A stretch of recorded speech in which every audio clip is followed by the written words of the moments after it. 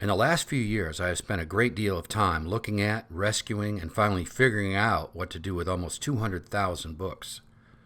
Along the way, I found myself wondering about the history and the modern state of the book, both as a commodity and a resource.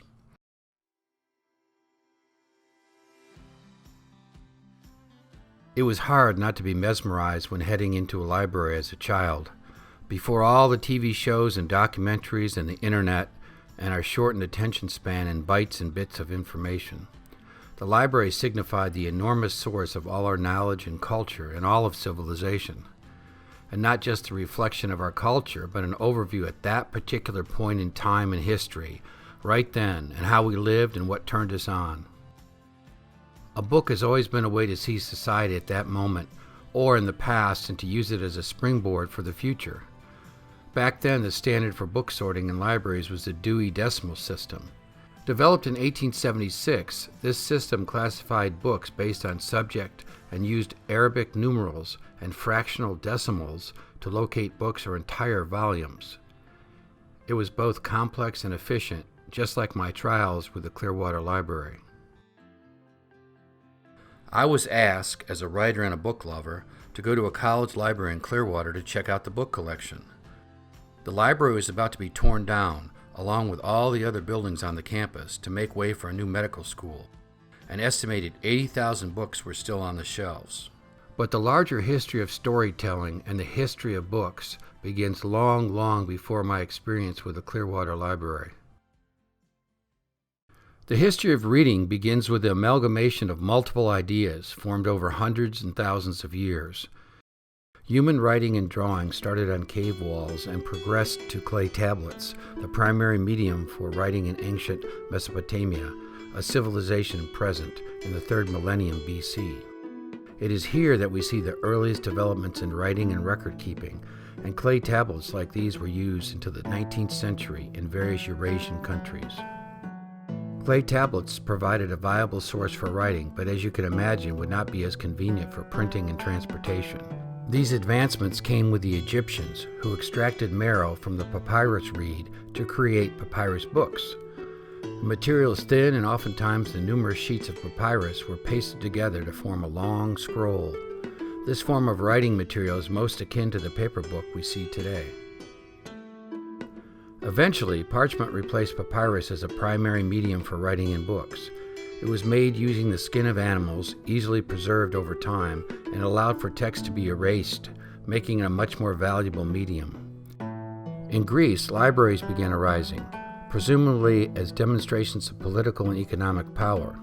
Of these libraries, there was the Library of Alexandria, partially destroyed in 47 BC, the Library at Pergamon, partially destroyed in 391 BC, the Library at Athens, and more. Similar production processes and the development of libraries also began in Rome at this time.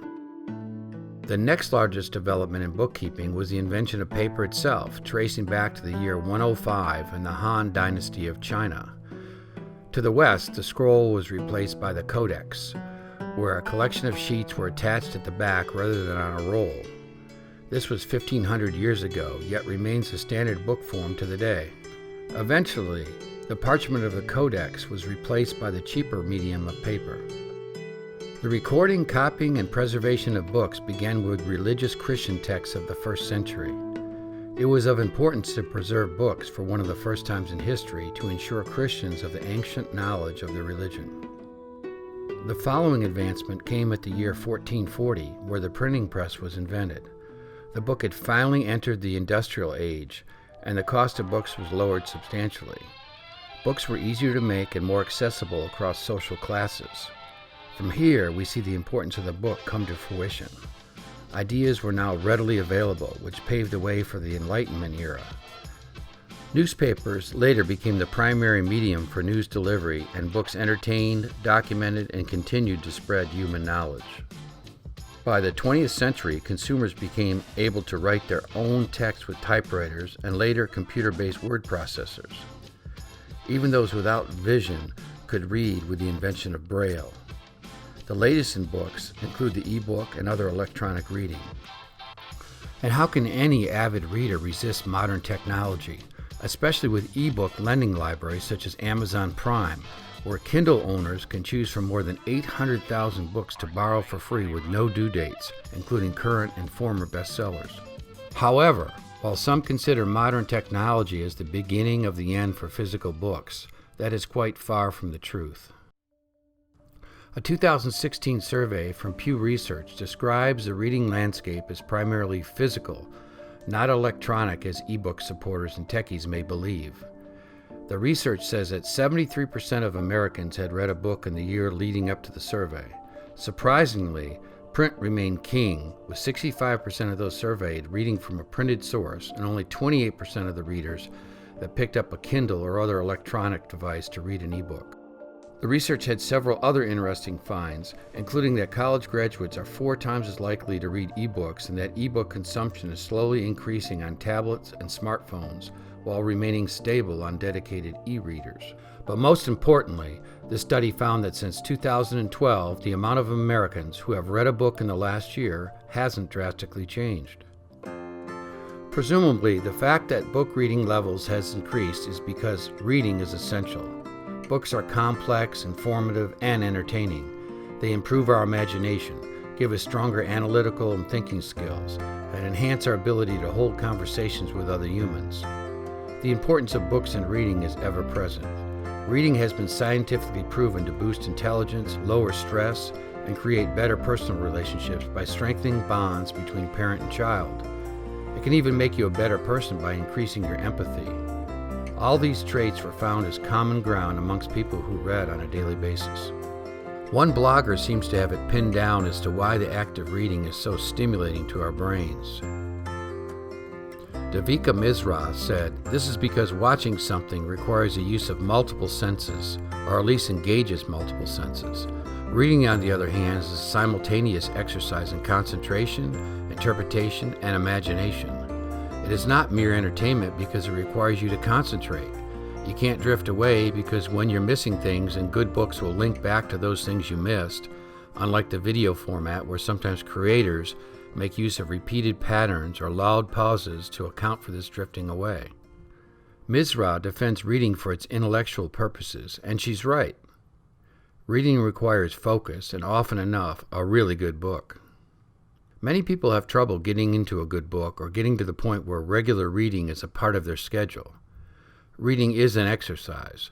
To make it to the stage where it becomes an entertainment, you need to invest in the art of reading. We all have our favorites when we go to the library or bookstore, from National Geographic to modern electronics to new recipes for people that need food. Since libraries were first opened, people just came in to be among other people, from the homeless to the top echelon of our society, just to be among others who are seeking and looking for answers. I've spent a lot of time and money investing in the art of reading. Here are some of my favorites and recommendations. Of the numerous books I've read, there will always be a special place in my heart for the book that sparked my interest for reading, and that would be Great Expectations by Charles Dickens. The book tells the story of the orphan Pip as he comes of age during the early to mid-19th century in England. But since then, there have been many other books that have connected with me like no other form of media can. One of which is The Diary of a Young Girl by Anne Frank. Being Jewish myself, I appreciate the power that this book holds to shed light on the Holocaust. Anne Frank's precocious sensitivity and tragic end is the ultimate cautionary tale on man's inhumanity against man. Books like these and many others have had such a profound impact on my life that I decided to become an author myself. And after all of that, after all my trips to the bookmobile as a child, a life energized by reading, and here I found myself in Florida, the instant owner of thousands of books. I met with a couple of the former college administrators who were part of the transition team in charge of making sure the books and the other items were removed from the sprawling campus. I asked lots of questions as they explained the situation and showed me around. We talked and built up trust that I would help find a home for this huge volume of books. After I got a feeling for the situation, I looked around and walked up and down the aisles. At first it felt sacrosanct. given my reverence for books and libraries, knowing that I could remove any one of the books and take it out of the library. Although I was given free access to all the books in order to accomplish my mission, I had a very unusual, overwhelming feeling.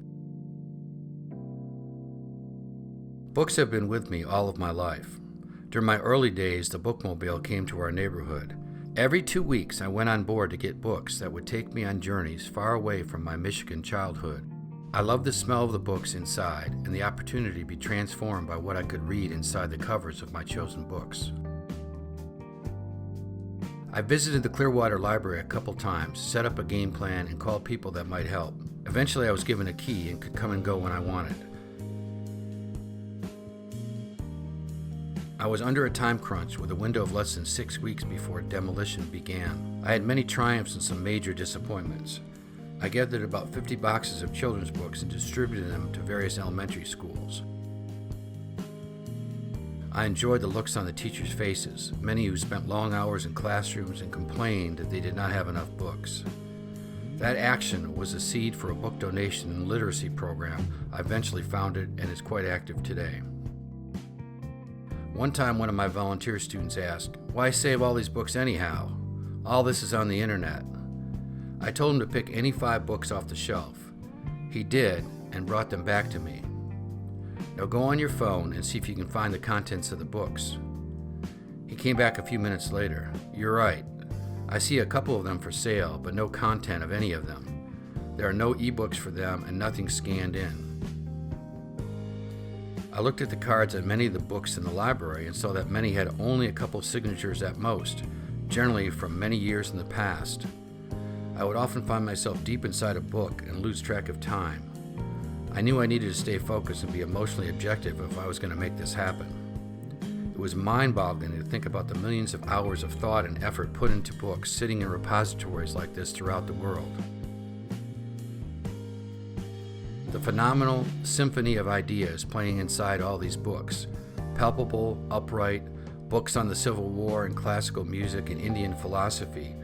What do you decide to read next? I managed to find homes for most of the books, although it took a lot of work and many, many days of effort. I was satisfied with the final outcome, mostly because few books were lost or destroyed in the process. A year later, in the summer of 2018, I was walking downtown and came to the old Tampa Book Company. I knew it had closed down. I peered inside. I did not know the books were still inside. I walked next door to a yogurt shop and made some inquiries. The manager on duty told me the building was being sold and gave me the name of the owner, Bob. I contacted Bob and during our conversation discovered a similar time situation to the Clearwater Library. The new owners are asking to get everything cleared out by next month.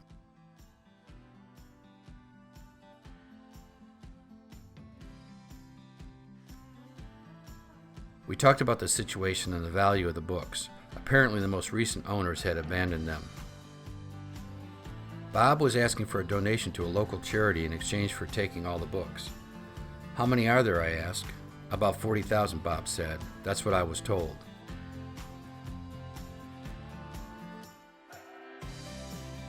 We agreed on a price and I made arrangements to donate to the charity. I contacted my friend Elliot, poet and fellow book lover, who owned a large warehouse. He was kind enough to allow storage of the books. Over the next several months, I tried to find a buyer for the collection. I made calls to many of the major bookstores and collectors throughout the country. I felt a little hope in certain interactions, but overall the sentiment was that all of them had big collections with no room. While moving the books out, several former bookstore customers and others came in to ask if the store was reopening. I could sense their loss at not having the bookstore and wanting to browse, although the place was in disorder and the building was not in the best of health. I finally found a new home for the books and met someone who helped me establish an online bookstore. The books with the barcodes were easier to put online, but I have antiquarian and rare books that require more effort to get sold. I'm still in the learning stages, but I'm enjoying it. More people reading books makes me smile. I will leave you with this, a quote from Toni Morrison. We die, and that may be the meaning of life. But we do language. That may be the measure of our lives.